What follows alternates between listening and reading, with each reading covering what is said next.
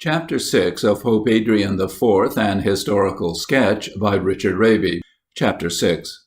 Soon after his accession, Adrian received, among other letters of congratulation, one from Henry II, King of England, who had succeeded to his crown at the same time as the Pope. This letter was as follows. A sweet breath of air hath breathed in our ears, inasmuch as we learn that the news of your elevation hath scattered like a refulgent aurora the darkness of the desolation of the Church. The Apostolic See rejoiceth in having obtained such a consolation of her widowhood. All the churches rejoice at beholding the new light arise, and hope to behold it expand to broad day. But in particular our West rejoiceth that a new light hath arisen to illuminate the globe of the earth, and that, by divine favor, the West hath restored that sun of Christianity, which towards the East was set. Wherefore, most Holy Father, we, sharing in the general jubilee at your honors, and celebrating with devout praise the bounties of the divine majesty, will lay open to you our desires, confiding as we do with filial devotion in your paternal goodness. For if the carnal son exposeth to his father in confidence his carnal desires, how much more should not the spiritual son do so with regard to his spiritual one?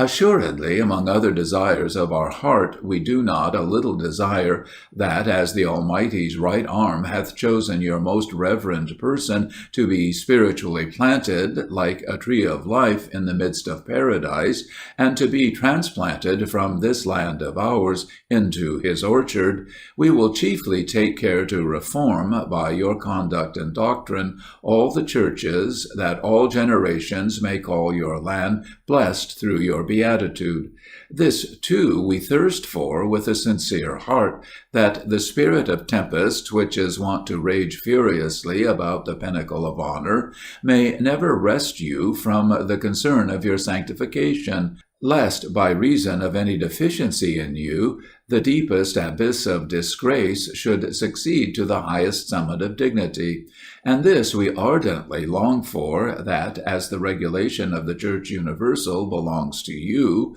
you will take care to create such cardinals, free of reproach, as shall know how to appreciate your burden, and be willing and competent to aid you in supporting it, not regarding ties of country, quality of birth, or extent of power, but that they love God, hate avarice, thirst after justice, and burn with the zeal of souls. Nor are we slightly affected by the desire that, as the unworthiness of ministers is detrimental above all things to the Church, you will vigilantly watch, whenever your providence shall happen to be petitioned, touching the collation of benefices, lest any unworthy person intrude into the patrimony of the crucified. And seeing that the Holy Land, blessed by the origin of our redemption, consecrated by the life and death of Christ, a land which Christian devotion holds in particular respect, is distracted by incursion of the infidels and polluted by their abominations, we wish from our very soul that you would provide men of your own devout solicitude in its defense. And in regard of that empire of Constantinople, once so illustrious, now so woefully desolate, what Christian man ought not to desire that by your care and prudence it may receive timely consolation? For the rest, we confide and hope in the Lord, that as you have not failed, while rising from virtue to virtue, and from honor to honor, to shine according to the exigence of each of them, so you will not fail, now that you are called to the apogee of apostolical elevation, to illustrate and inflame the subject Church in such a manner as shall permit no one to hide himself from your light and heat, and that after your death you will leave behind such vestiges of sanctity that your native land, which congratulates itself on your happy beginning, will find much glory in the Lord in your happier end. Finally, we request of your paternity with full confidence that you will be pleased to remember us, our family and kingdom, especially in your prayers and vows. A few months after the receipt of this letter, Adrian was visited by his renowned countryman, John of Salisbury, afterwards Bishop of Shot, who arrived in a diplomatic capacity from King Henry to procure the papal sanction to a projected conquest of Ireland by England. The motives to this ambitious scheme, which William the Conqueror and Henry I had also entertained, were alleged to be the civilization of the Irish people and the reformation of the Irish Church, both of which were represented as given over to barbaric anarchy and the most crying abuses. And indeed, such was the real state of civil and religious affairs in that country in the 12th century, as will be shown lower down, that the motives in question derived the greatest weight from the circumstance and induced the Pope to give the sanction requested. This he did in the following brief. Adrian, Bishop, servant of the servants of God, to his most dear Son in Christ, the illustrious King of the English, health and apostolical benediction. Thy magnificence thinketh praiseworthy and fruitfully touching the propagation of thy glorious name over the earth, and the laying up of a reward of eternal felicity in heaven, when, like a Catholic prince, thou dost project the extension of the boundaries of the Church, the proclamation of the Christian faith to ignorant and rude people, and the extirpation of the weeds of vice from the Lord's vineyard, and when, to the better execution hereof, thou dost request the advice and favor of the Apostolic See. In which matter we feel confident that, as thou shalt proceed with higher counsel and greater discretion, so thou wilt make under the Lord's favor the happier progress, seeing that those things usually reach a good issue which have sprung out of an ardor for the faith and love of religion. Certainly there can be no doubt that Ireland, as well as all the isles, which Christ the Sun of Justice hath illuminated, and which have borne testimony to the Christian faith, are subject to St. Peter and the most holy Roman Church, on which account we are all the more ready to plant therein the plantation of the faith and the seed which is grateful to God, as we discover on close examination it is required of us. Forasmuch then as thou hast signified to us, most clear Son in Christ, that thou art wishful to enter the island of Ireland, to subdue that people under the laws, and to root out of it the weeds of vice, and art wishful to pay to St. Peter a pension of 1 penny a year for each house, and to preserve intact the rights of the Church in that country, we, regarding favorably and vouchsafing to thy petition our gracious assent, hold it to be a grateful and acceptable thing that thou shouldst enter that island, to extend the boundaries of the Church, to stem the torrent of crime, to correct morals, to introduce virtue, to augment the Christian religion, and to execute what thy mind may have found good for God's honor and the country's prosperity. And let the people thereof receive thee honorably and respect thee as their Lord, the rights of the Church remaining intact, and saving the pension to St. Peter and the most holy Roman Church of 1 penny a year for each house. And shouldst thou be so fortunate as to accomplish what thou hast planned, strive to improve the Irish nation by good morals, and act in such a manner by thyself, as well as by those whom thou shalt employ, and whom thou shalt first have proved to be trustworthy by means of their fidelity, their opinions, and conduct, that the Church may be adorned, the Christian faith extended, and everything that belongs to the honor of God and salvation of souls so ordered by thee in Ireland as to qualify thee to deserve an eternal reward in heaven and a glorious name on earth through all ages. This famous brief, by which Henry II of England held himself divinely authorized to conquer Ireland, is strongly disapproved of by many writers, especially by Irish ones, who will not alloy it the least excuse, but overwhelm it with abusive censure. And yet the plain truth is, Adrian meant it, as he worded it, for Ireland's good.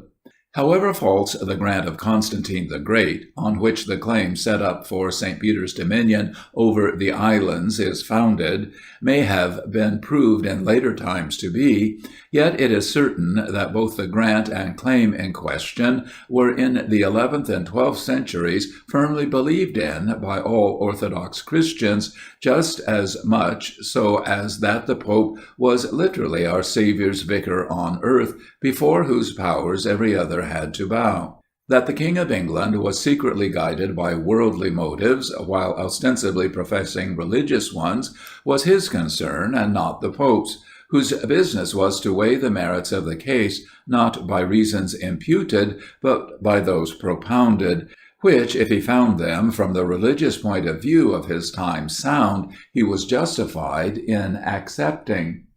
Now, there is the best evidence in contemporary writings, especially in those of Giraldus and St. Bernard, that Ireland was, as above said, given up in the 12th century to the worst demoralization in church and state that a country, not wholly pagan or savage, could be. Giraldus, who travelled in Ireland in the suite of King John, and attentively observed its condition, expresses in his work written on the subject his surprise that a nation in which the Christian faith had been planted so far back as the days of St. Patrick, and had gone on increasing more or less ever since, should yet in his age be so ignorant in the very rudiments of religion. A nation, as he proceeds to describe it, filthy in the extreme, buried in vice, and of all nations the most ignorant of the rudiments of the faith. In support of this severe censure, he accuses the Irish of despising matrimony, of being addicted to incest, of refusing to pay tithes, and of totally neglecting attendance at church.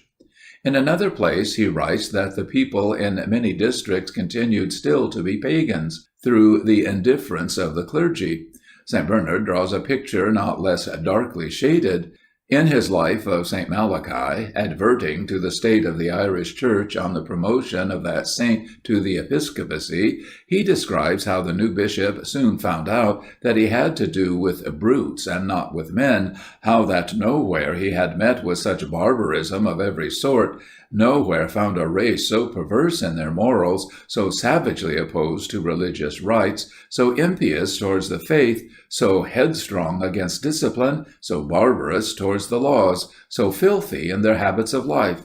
A people, Christians in name, but heathens in practice, who paid no tithes, who contracted no lawful marriages, who never confessed their sins, who had hardly anyone among them to ask or give a penance, in whose churches neither the voice of the preacher nor the chorus of the chanters was ever heard. The political was in complete harmony with the religious state of the country. Parcelled out among petty kings and chiefs, who seemed only to subsist by devouring each other, and in the crush and tumult of their feuds, stood so thick on the ground as hardly to have elbow room, the whole island presented one untiring round of treacheries, massacres, conflagrations, and plunderings, wholesale and retail, such as is without example elsewhere in history, with no other hope, so long as left to itself, of anything but an aggravation of the evil, if that were possible. That Adrian, with such a state of things before his eyes, should readily give his sanction to a project which, however liable to be clogged by human imperfection, could not at any rate make things worse, but haply might make them better, was surely a proceeding quite consistent with the character of a wise and zealous pope. Of a pope, too, who lived and thought when the Crusades were at their height, and who may, therefore, be very well supposed to have viewed the condition of Ireland, once the island of saints, but now the scene of worse than pagan abominations, as not less calculated for the efforts of holy chivalry than Palestine. If, then, it can appear that Adrian might have acted in his brief to Henry just as well out of motives of religious duty as out of those of court policy, it is a perverse thing to award him the latter rather than the former, because to do so is to make him not less absurdly than wickedly inconsistent with his previous and subsequent career, which was marked by one unswerving purpose to defend the Church against the encroachment of secular power, to maintain her doctrines intact, and to extend her boundaries to the utmost. Besides, it should not be forgotten that his brief was confirmed by his illustrious successor, Alexander III, who thus gave his testimony to the uprightness of intention which originated it, as well as to its proper adaptation in the spirit of that age to the emergency which elicited it. An emergency which, from the terms used by Alexander in conveying his confirmation,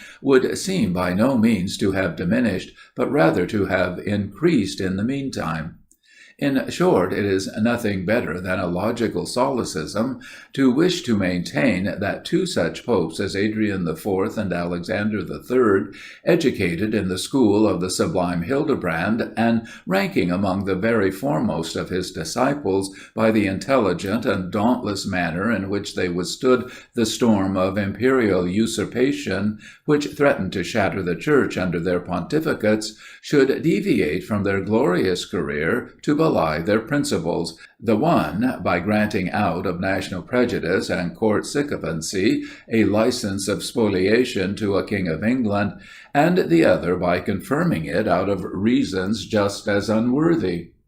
As it was, Providence did not see fit to allow the views either of Adrian or Henry to be carried out as originally intended, for the expedition of the king against Ireland was put off, on account of various obstacles, for 14 years, during which term the papal brief was consigned to the royal archives, and there forgotten. Nor was it till 6 years after the actual invasion of Ireland by Strongbow that its existence was remembered by Henry, who, anxious to consolidate his new conquest, had the authority of Adrian's brief renewed, by procuring another in confirmation of it from Alexander, and then caused such documents to be read up before the Irish bishops, assembled in synod at Waterford, by whom his sovereignty had already, without any reference to papal commands, been acknowledged. That the English sway turned out so unjust and disastrous to Ireland reflects no blame on Adrian, than whom no one would have more deplored the evil and striven against its true causes than he. Rather ought he, from the spirit of his brief, the only fair test to apply to him, to be regarded as the head of that small, unfortunately so very small, band of Englishmen who have ever meant well to the sister isle, and who, to speak the sober truth, if their views might prevail, would alone be likely to promote her true prosperity by shielding her not only against her outward but her inward foes, to which latter, consisting in those elements of social discord so profusely, so deeply rooted, as it would seem, in the nature of her people, she owes by far the worst portion of her calamities. No doubt Pope Adrian, a man of the most shrewd practical intellect, and from the circumstances of his life of the deepest experience in human nature, saw clearly enough then, what continues to be seen so clearly by men of his stamp now, that Ireland could never truly prosper so long as left to her own management, by reason of the incurable defect mentioned above. And that, therefore, to sanction her sisterly, not her slavish connection with a nation like the English, so eminent for those very qualities of order and self-maintenance in which she is so wanting, would be a work of as great charity in itself as of mutual advantage to the parties concerned. For the rest, it should not be forgotten that however much the English occupation of Ireland may, through a series of causes not to be foreseen in Adrian's time, have turned out a curse, Yet the occupation in question had the immediate effect of producing the reform of those religious abuses which constituted the worst misfortunes of the country, and which, till Henry had actually arrived thither, continued in all their hideous deformity. This happy result took place under the auspices of Henry at the Synod of Cashel, summoned by him at the beginning of the year 1172, and attended by all the heads of the Irish clergy. Besides the brief in question, Adrian gave to John of Salisbury, as the latter relates in the last chapter of his Metalogicus, a gold ring set with a fine emerald for the king his master, in token of investment with the lordship of Ireland, which important jewel, whose rare virtues John of Salisbury adds, were he to describe it, would require a volume to enumerate, was also deposited in the royal archives. Not only Henry II of England, but Louis VII of France, a year or two later, solicited Adrian's approbation of a scheme of foreign conquest, which in this case was intended to be carried out in Spain, where the French monarch pretended he wanted to serve the Church by expelling the Saracens. But the Pope treated the application of Louis very differently to that of Henry, for in his brief of reply, after awarding all praise to the religious zeal alleged by the French king as his motive, he points out the flagrant wrong which Louis would commit in gratuitously interfering in the affairs of an independent nation like Spain, the consent of whose princes could alone justify such a step. So that, until such consent could be obtained, he, Adrian, could do nothing else than totally condemn and warn him against his project. Adrian's conduct in this instance was not less consistent than in the other, for as over Ireland in his character of an island he believed himself to possess through the supposed testament of Constantine certain rights, and thought proper to exercise them, so over Spain, being ignorant of any such rights, he arrogated none, but acted as became him on the general principles of Christian justice. End of chapter 6.